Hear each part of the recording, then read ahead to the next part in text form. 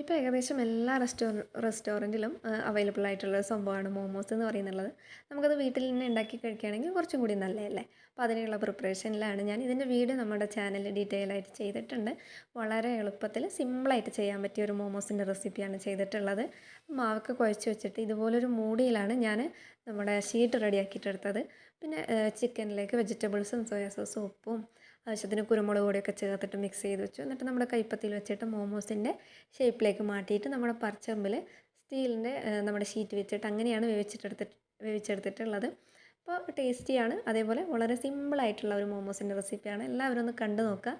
ഈ വീഡിയോ നിങ്ങൾക്ക് ഇഷ്ടപ്പെടുകയാണെങ്കിൽ ഒന്ന് ലൈക്ക് ചെയ്യുക. അതേപോലെ നമ്മുടെ ചാനൽ ആദ്യമായിട്ട് കാണുന്നവരാണെങ്കിൽ ഒന്ന് സബ്സ്ക്രൈബ് ചെയ്തിട്ട് സപ്പോർട്ട് ചെയ്യുക. ഇതിൻ്റെ കൂടെ നമുക്ക് മോമോസിൻ്റെ ചട്നിയോ അല്ലെങ്കിൽ ടൊമാറ്റോ സോസോ ഒക്കെ കൂട്ടിയിട്ട് കഴിക്കാം. ഡിന്നറിനോ ചായക്കടിക്കോ ഒക്കെ ഉപയോഗിക്കാവുന്ന ഒരു സംഭവമാണ്. അപ്പോൾ വീണ്ടും നല്ലൊരു വീഡിയോ ആയിട്ട് വരാം. ബായ്.